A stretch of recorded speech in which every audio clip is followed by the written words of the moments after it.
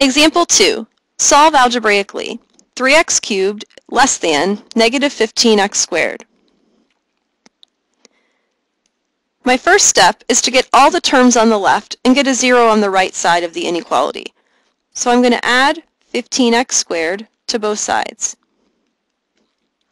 That will give me 3x cubed plus 15x squared is less than 0.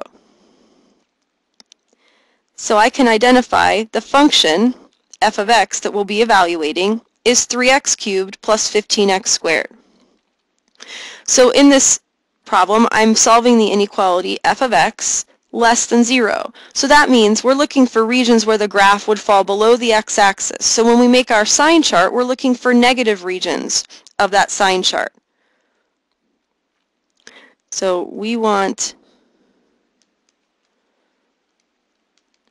negative regions, which would be where the graph is below the x-axis. My second step is to solve the related equation. Set our function, 3x cubed plus 15x squared, equal to 0. This will allow us to solve and find the zeros, which is where the graph crosses or touches the x-axis. So I factor out a 3x squared. That gives me x plus 5 in parentheses. So if I set each of these factors to 0, 3x squared equals 0, and x plus 5 equals 0. Dividing by 3 gives me x squared equal to 0, and we know if we take the square root of both sides, that gives an x value of 0. And here, if I add 5 to both sides, I get negative 5. So the zeros of this function are negative 5 and 0. In steps 3 and 4 now, I'll use those zeros to set up a sign chart. So on a number line, I'm going to put my negative 5 and 0. And now I want you guys to make a division. You're going to make 3 regions on this sign chart. And we're going to test a point in each of these regions, because we know at negative 5 and 0, the graph either crosses or touches. So we want to see what's happening here, what's happening when the x's are less than negative 5, what's happening between negative 5 and 0, and what's happening greater than 0. So we'll pick any x value in this region, so any x value less than negative 5. And we want to evaluate the function. So we want to find, I'll use negative 6. We want to find f of negative 6. Now we could do this by hand. We could substitute a negative 6 in for our x, but we can also use our graphing calculator here. So if we enter our function in the y equals editor and go to the table, we want to evaluate this function when x is negative 6. So I can see the y value is negative 108.